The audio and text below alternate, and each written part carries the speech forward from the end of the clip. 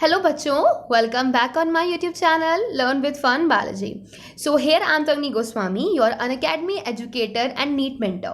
आज का ये जो वीडियो है, इस वीडियो के अंदर मैं आपको breathing and exchange of gases के बारे में बताने वाली हूँ। ये चैप्टर के अंदर आप क्या क्या पढ़ोगे, कैसे पढ़ना है इस चैप्टर को, आप कैसे अच्छे से इस चैप्टर को पढ़ सकते हो जिससे कि ज़्यादा से ज़्यादा मार्क्स ला सको अपने नीट एग्जाम में और बिल्कुल भी निगेटिव मार्किंग ना कर आओ। तो जब मैं इस चैप्टर को स्टार्ट करूंगी तो सबसे पहले आज के इस वीडियो के अंदर एक ओवरव्यू बताऊंगी, एक हम कमांड बनाएंगे इस चैप्टर पर कि इस चैप्टर के अंदर है क्या क्या। तो जब भी आप कोई चैप्टर स्टार्ट करो तो अपने अंदर इस हैबिट को जनरेट करो कि जब भी टॉपिक स्टार्ट करो, बिफोर स्टार्टिंग दिस चैप्टर एक एक पॉइंट देखो कि क्या क्या इंपॉर्टेंट है इसके अंदर। सो आज मैं आपके साथ थोड़ा सा इसके इंट्रोडक्शन डिस्कस करने वाली हूँ, ठीक है। तो पहली इंपॉर्टेंट चीज कि हमें सबसे पहले यहाँ पर देखना है कि चैप्टर का नाम क्या है, breathing and exchange of gases. इसका मतलब सबसे पहली बात हमें समझना है कि ब्रीथिंग क्या होती है। बच्चों, ब्रीथिंग का मतलब होता है इनहेलेशन एंड एक्सहेलेशन, बट आप लोगों ने एक वर्ड और सुना हुआ है, दैट इज रेस्पायरेशन। अब आप सोचोगे ब्रीथिंग और रेस्पायरेशन इन दोनों में क्या डिफरेंस है, तो बताती हूँ बच्चों की डिफरेंस क्या है। अपनी कॉपी पे नोट कर सकते हो। देखो, breathing is a biological process. In breathing there are two steps, inhalation and exhalation. And जो ब्रीथिंग होती है वो बिटवीन सेल्स एंड एनवायरनमेंट के बीच में होती है।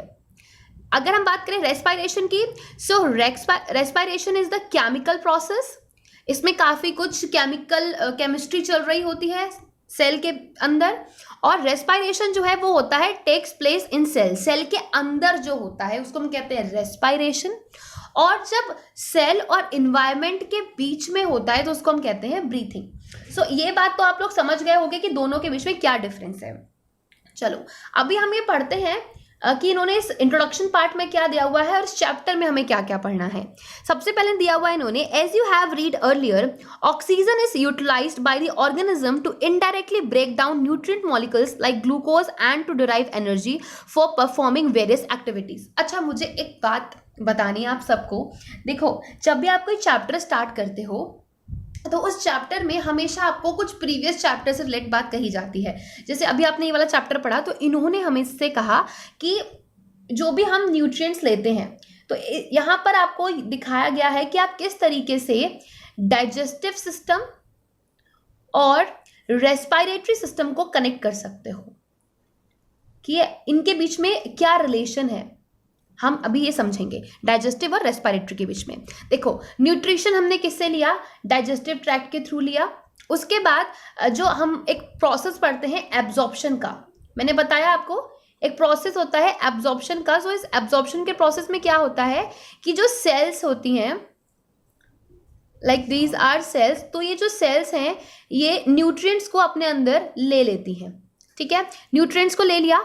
अभी क्या होता है, जो भी हमने न्यूट्रिएंट्स लिए हैं, जो भी कुछ आया है इनके अंदर, उसका ऑक्सीडेशन होता है। अब ऑक्सीडेशन कब होगा, फूड से हमें एनर्जी कब मिलेगी, हम खाना क्यों खाते हैं, फॉर द एनर्जी।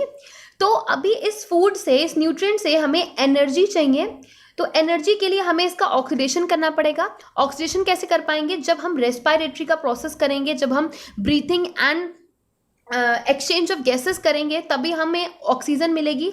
और जब हमें ऑक्सीजन मिलेगी और वो ऑक्सीजन इन सेल्स के अंदर आएगी, तो ये ऑक्सीजन आई इन सेल के अंदर, इन्हीं के अंदर न्यूट्रिएंट्स थे, तो यहाँ पर क्या हो गया, ऑक्सीडेशन हो गया ग्लूकोज का। और ग्लूकोज के ऑक्सीडेशन से हमें क्या मिल गया, एनर्जी मिल गई। तो आई होप कि अभी आपको ये प्रोसेस पूरा समझ में आया हो कि how we can connect the digestive system and respiratory system, ठीक है। तो अभी इस लाइन में सिर्फ इतना सा दिया हुआ था जो कि मैंने आपको समझा दिया properly. Carbon dioxide which is harmful is also release during the above catabolic reactions. तो कार्बन डाइऑक्साइड जो है वो भी रिलीज होती है, हमारी बॉडी से बाहर जाती है। Therefore evident that oxygen has to be continuously provided to the cells and CO2 produced by the cells have to release out. तो अभी क्या होता है, आप लोगों ने सारे प्रोसेसेस पढ़े होंगे प्रॉपरली। तो जब ऑक्सीडेशन हुआ, ऑक्सीजन सेल्स के अंदर गई, तो यहाँ से क्या निकलेगा बाहर, इन सेल्स से बाहर निकलती है CO2।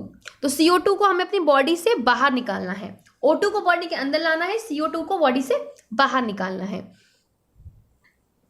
This process of exchange of oxygen from the atmosphere with carbon dioxide produce by the cells is called the breathing. So इसको हम क्या बोलते हैं? Breathing, commonly known as a respiration. तो यहाँ पर आप लोगों को डिफरेंस नहीं बताया गया है, बट एग्जाम में पूछा जाता है, तो इसीलिए मैंने यहाँ पर ये क्लियरली समझा दिया कि what is the difference between the breathing and the respiration. Place your hands on your chest. You can feel the chest moving up and down. You feel that it's due to breathing. तो आप जब feel करोगे तो आपको खुद एहसास होगा कि आप ब्रीथ कर रहे हो। How do we breathe? The respiratory organs and the mechanism of breathing is described in the following section of this chapter. तो इन्होंने कहा है सबसे पहले हम organs के बारे में पढ़ेंगे, फिर हम इस process के बारे में पढ़ेंगे। So let's zoom में कर लेती हूँ वो topics जो कि हम इस पूरे chapter के अंदर पढ़ने वाले हैं। तो देखो सबसे पहले यहाँ पर इन्होंने दिया है, हम पढ़ेंगे रेस्पिरेटरी ऑर्गन्स के बारे में। सो रेस्पिरेटरी ऑर्गन्स कौन कौन से होते हैं? अगर हम स्टार्ट करें तो कहाँ से शुरुआत होती है हमारी? नॉस्ट्रल्स से, ठीक है, ये आपको दिया हुआ है। नॉस्ट्रल से शुरुआत होती है। नॉस्ट्रल्स के बाद क्या आता है? This is the larynx. आपको मैं बताऊंगी फेरिंग्स और लेरिंग्स क्या होते हैं, बहुत सारे बच्चे कंफ्यूज रहते हैं, but I will clear with all of you, ठीक है। उसके बाद ये आता है ट्रैकिया। ट्रैकिया के बाद ये आपको दिख रहा है दिस इज द ब्रोंकस। उसके बाद अंदर क्या होती है? एल्वोलाइज। तो ये एक छोटा सा सेक्शन समझा दिया मैंने रेस्पिरेटरी ऑर्गन्स के बारे में। सेकेंड पॉइंट इन्होंने दिया है द मैकेनिज्म ऑफ ब्रीथिंग। ये ब्रीथिंग की मैकेनिज्म किस तरीके से होती है। इंस्पायरेशन के टाइम हमारी रिब्स कैसे मूवमेंट करती है, डायफ्राम कैसे मूवमेंट करता है, हम इसको पढ़ेंगे। उसके बाद एक्सचेंज ऑफ गैसेस, फिर जब सेल के पास गैस पहुंची तो उनके बीच में एक्सचेंज कैसे होगा, ऑक्सी हीमोग्लोबिन वगैरह वाला पूरा प्रोसेस पढ़ेंगे। उसके बाद उनका ट्रांसपोर्ट कैसे होगा। उसके बाद ये हमारा जो पूरा रेस्पिरेशन है इसको रेगुलेशन कैसे होता है इनका। एंड लास्ट में हम डिसऑर्डर्स पढ़ेंगे, ठीक है। तो मैं आपको 2 मिनट के लिए दिखा देती हूँ सारा कुछ।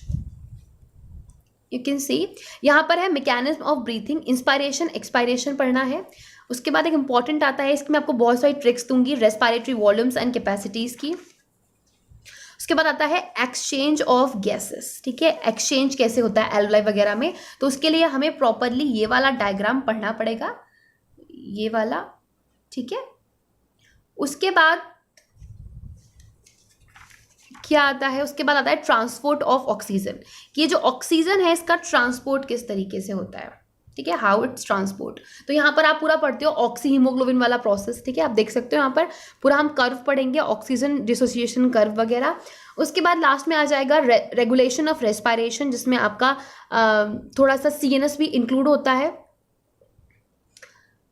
ओके, आफ्टर दैट डिसऑर्डर्स में पढ़ेंगे अस्थमा क्या है, emphysema and occupational respiratory disorders, ठीक है।